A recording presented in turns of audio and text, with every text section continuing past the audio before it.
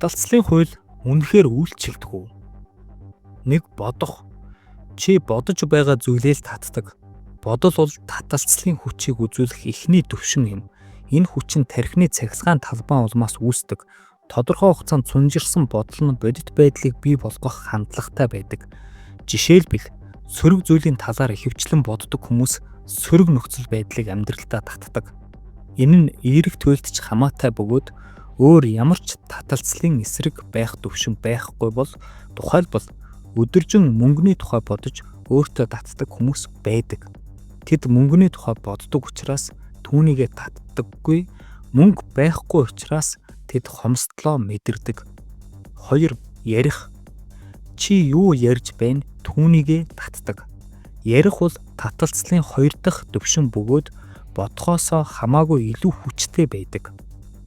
Тархины цахилгаан орн гавлын ясны эргэн тойронд хэдхэн сантиметр хурж зөвхөн мэдрэлийн эсүүд болон бусад цөөн хэдэн эсүүд сэтгэлгээний энергийн нөлөөнд автдаг.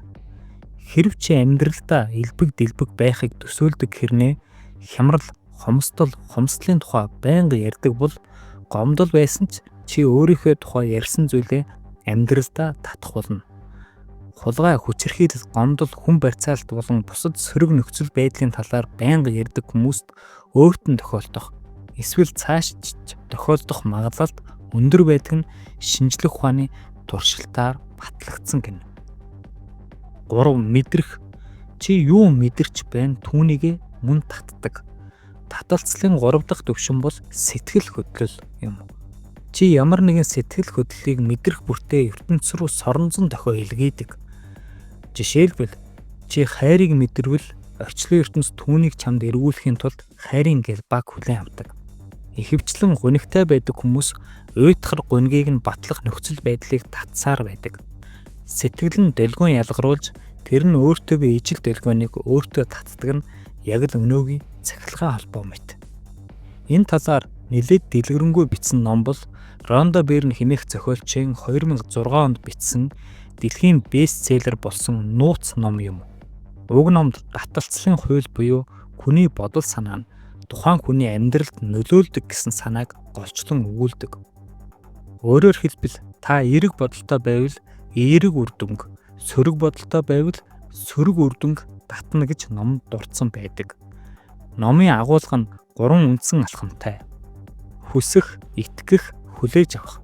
Эхлээд та юу хүсэж буйгаа тодорхойлж, дараа нь тэр хүсэл тань биелнэ гэдэгт итгэж, эцэст нь тэрхүү хүсэл биелсэн мэтээр өөрийгөө бэлдэж хүлээж авах хэрэгтэй гэж номд зөвлөсөн байдаг.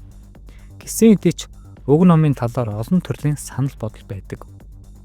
Зарим хүмүүс энэхүү санааг дэмжиж амьдралдаа хэрэгжүүлдэг бол бусд нь шүүмжлэлттэй ханддаг.